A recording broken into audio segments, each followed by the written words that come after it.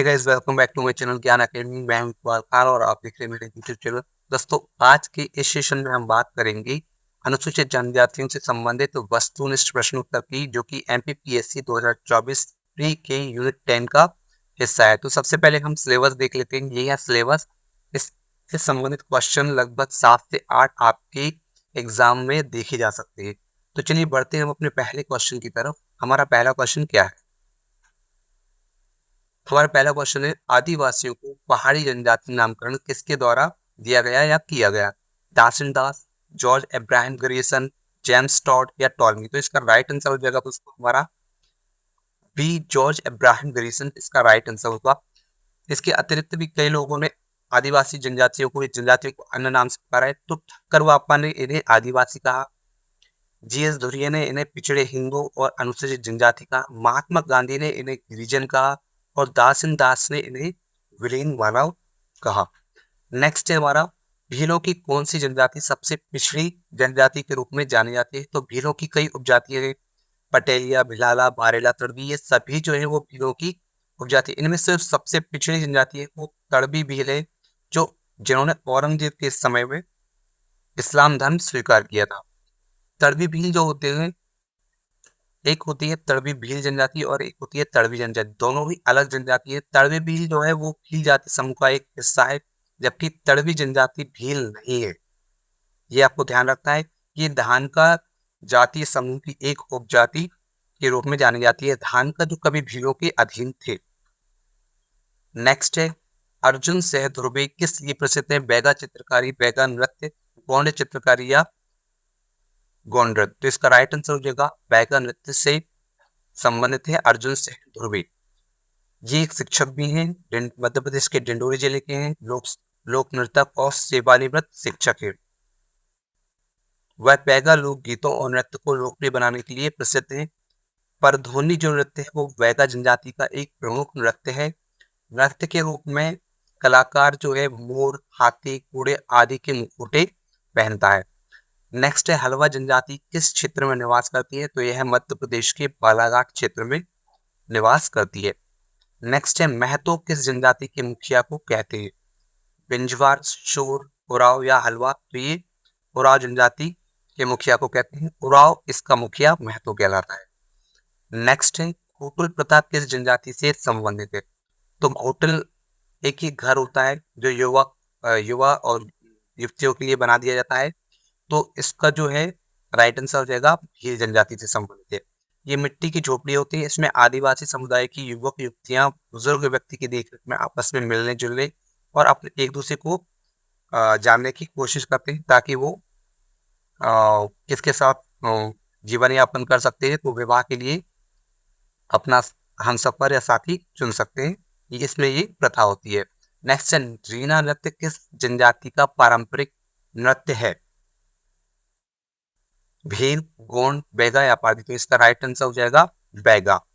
Next है, मध्य प्रदेश में भील विद्रोह की शुरुआत कब हुई थी? मध्य प्रदेश में भील विद्रोह की शुरुआत कब हुई थी? 1813, 15, 17 या 45? तो इसका राइट आंसर देगा 1817 में भील विद्रोह की शुरुआत हुई थी। नेक्स्ट है, कौन सी जनजाति व्यक्तित्व गोरिल्ला युद्ध में माहिर है?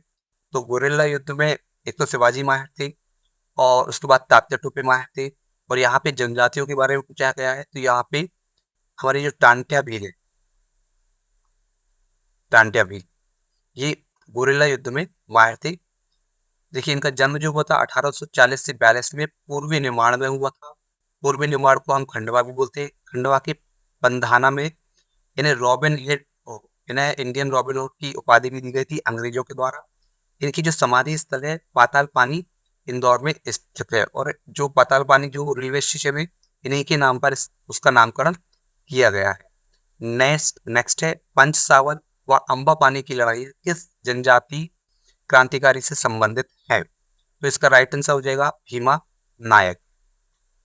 नेक्स्ट है, सहरिया सामुदायिक केंद्र मध्य प्रदेश के किस जिले में स्थित है? शिवपुरी, श्योपुर, भिंड या मुरैना? तो श्योपुर को भारत का इथोपिया भी कहते हैं। यहाँ पे सबसे ज्यादा सहरिया जनजाति पाई जाती है और यहीं पे सहरिया सामुदायिक केंद्र की स्थापना की गई है।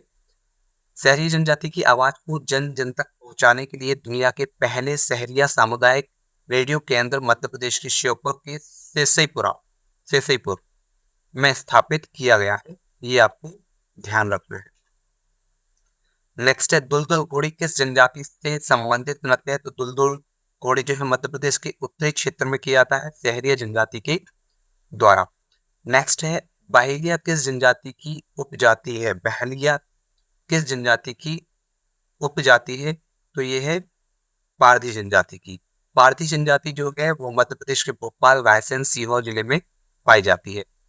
नेक्स्ट, किस विश्वविद्यालय का नाम शंकर शाह के नाम पर रखा गया है? तो इसका राइट आंसर हो जाएगा छिंदवाड़ा। नेक्स्ट है नर्मदा प्रसाद टेकम का संबंध किससे रहा है? नर्मदा प्रसाद टेकम का संबंध किससे रहा है? भील चित्रकारी, गौड़ चित्रकारी, बैगा चित्रकारी, शहरी चित्रकारी। तो इसका राइट आंसर हो जाएगा गौड़ चित्रकारी। इसके बारे में नेक्स्ट देखते हैं ट्राइफेड नामक संस्था स्थापना कब हुई है? ट्राइफेड एक संस्था है जो 1987 में स्टैब्लिश हुई। तो इसका कार्य होता है इकोनॉमिक और जो जनजाति है उनका इकोनॉमिक डेवलपमेंट और सोशल डेवलपमेंट करना होता है। तो देखिए इसका फुल फॉर्म होता है the tribal cooperative marketing development federation of India. इसका फुल फॉर्म है, ये याद रखें। इसकी जो स्टैब्लिशमेंट हुआ था 1987 में ये स्थापित हुई थी। इसका जो अधिनियम था वो था under the multiple state cooperative societies act 1984 के तहत ये, और ये क्या करती है? सोशल और इकोनॉमिक डेवलपमेंट कार्य करती है ट्राइबल एरियाज में या ट्राइबल लोगों के लिए। नेक्स्ट है शहरिया विकास अभिकरण किस जिले में कार्यरत है? शहरिया विकास प्राधिकरण किस जिले में कार्यरत है? गुना, ग्वालियर, श्योपुर।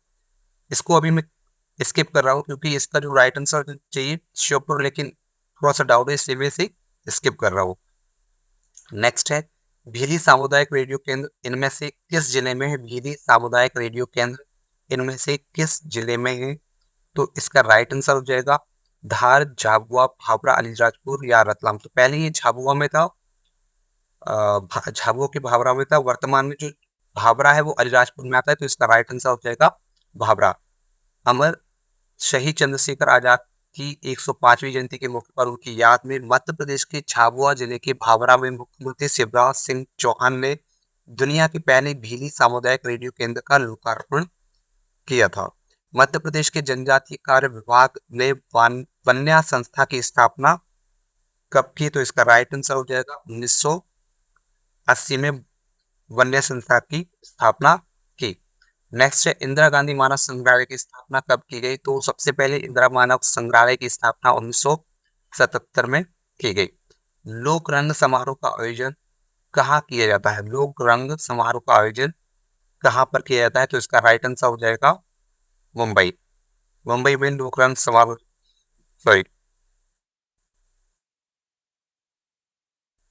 लोक रंग समारोह का आयोजन भोपाल में किया जाता है। 26 से 30 जनवरी को प्रतिवर्ष 5 दिवस आयोजन होता है। ये मध्य प्रदेश की आदिवासी लोक कला अकेडमी द्वारा एक सांस्कृतिक प्रदर्शनी है जो भोपाल में आयोजित होती है। ठीक, नेक्स्ट है हमारा मध्य प्रदेश राज्य अनुसूचित जनजाति आयोग की स्थापना। मध्य प्रदेश राज्य अनुसूचित जनजाति आयोग की स्थापना किस अधिनियम के तहत हुई है? तो 1992, 1993, 1994 या 1995। तो इसका राइट आंसर देता 1995 में इसकी स्थापना हुई है। स्थापना कब हुई है तो देख लेते हैं। 29 जून 1995, 29 जून 1995 में मध्य प्रदेश राज्य अनुसूचित जनजाति आयोग का गठन किया गया है। इस आयोग में एक अध्यक्ष होता है। इसके अलावा 2 अशासकीय सदस्य होते हैं तथा आयुक्त जो होता है वो जनजातीय कार्य सदस्य होते हैं। नेक्स्ट है मध्य प्रदेश राज्य अनुसूचित जनजाति आयोग संस्था का स्वरूप क्या है? संवैधानिक है, सांविधिक है या और कुछ है? तो ये संवैधानिक नहीं है क्योंकि इसका संविधान में पहले से कोई भी प्रावधान नहीं था। ये संवैधानिक भी नहीं है क्योंकि ये किसी संकल्प के द्वारा नहीं लाया गया है। ये सांविधिक है। इसके लिए एक्ट बनाया गया है, इसलिए यह एक सांविधिक प्रक्रिया के तहत लाया गया है, सांविधिक संस्था है। गोहिया किस जनजाति की पंचायत को कहा जाता है? गोहिया किस जनजाति की पंचायत को कहा जाता है? तो इसका राइट आंसर हो जाएगा कोल जनजाति की पंचायत को गोहिया कहा जाता है। नेक्स्ट हमारा मध्य प्रदेश की दूसरी बड़ी जनजाति कौन सी है? मध्य प्रदेश की दूसरी बड़ी जनजाति कौन सी है? कोल, बैगा, गोंड या कुरुप? तो इसका राइट आंसर हो जाएगा गोंड। गोंड जनजाति के बारे में देख लेते हैं। गोंड जनजाति जो है मध्य प्रदेश के नर्मदा के दोनों ओर पाई जाती है। इसकी इसे 4 जनजातियों में विभाजित किया जाता है: राजा गोंड, वाड़िया, दुर्बे और खतुलबार। गोंड जनजाति का जो प्रधान व्यवसाय होता है वो कृषि है। इसके साथ साथ ये पशुपालन भी करते हैं। इनका मुख्य भोजन जो है वो बाजरा है। जैसे ये लोग 2 प्रकार, कोदो और कुटकी से ग्रहण करते हैं। यदि आपको ये वीडियो पसंद आया है तो प्लीज इसे लाइक, शेयर करें, सब्सक्राइब करें। जय हिंद, जय भारत।